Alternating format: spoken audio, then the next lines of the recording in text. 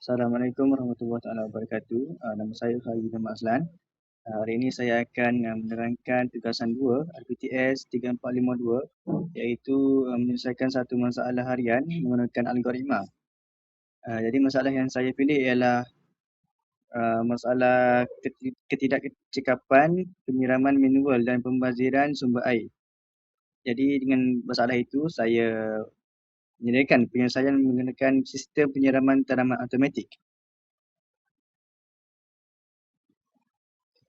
Okey, jadi analisis masalah ini adalah seperti mana yang kita tahu, masalah tersebut adalah masalah ketidakcekapan penyiraman manual dan pembaziran sumber air. Jadi keperluannya adalah keperluan terhadap sistem yang mampu membuat keputusan autonomi mengikut keadaan persekitaran.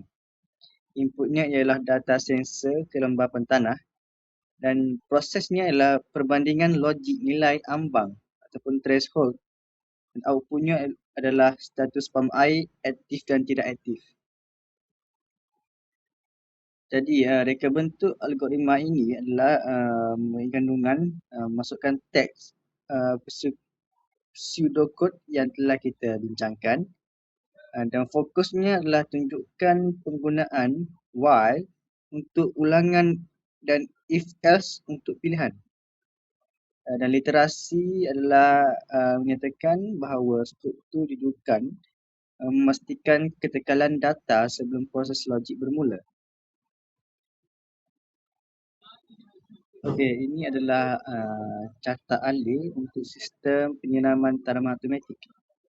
Jadi dia akan dimulakan dengan kita setkan nilai ambang iaitu sebanyak 40 dan jika set status sistem tu adalah benar, maka dia akan bergerak ke uh, perkara seterusnya iaitu selagi status sistem ni adalah benar, maka perkara ini diteruskan dan jika tidak maka sistem ini tak perlu digerakkan.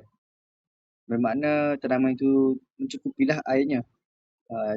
Jika sistem ini benar iaitu air yang tidak mencukupi, dia akan pergi ke seterusnya iaitu membaca nilai kelembapan dari tanah.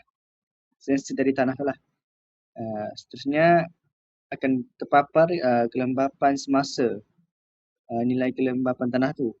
Jika nilai kelembapan tanah tu kurang daripada nilai ambang, maka dia akan hidupkan pam air dan tanah kering penyiraman dijalankan. Bermakna jika tanah tu kering, sistem ni akan diteruskan. Jadi penyiraman tu akan dilakukanlah secara automatik. Jika kelembapan tanah tu kurang pula, maksud saya jika lebih daripada nilai ambang, maka sistem ini tidak akan diteruskan dan pam air itu akan berhenti dan akan memaparkan kelembapan yang mencukupi. Seterusnya dia akan sini akan berulang lah daripada atas balik. Dia akan tengok sistem set nilai ambang tu adalah kalau dia tanah tu masih lembap, maka sistem ini tidak perlu teruskan. Jika tanah itu kering, maka sistem ini akan dihidupkan kembali dan tanah akan disiram kembali lah. Jadi perkara ini akan terus berulang-ulang sehinggalah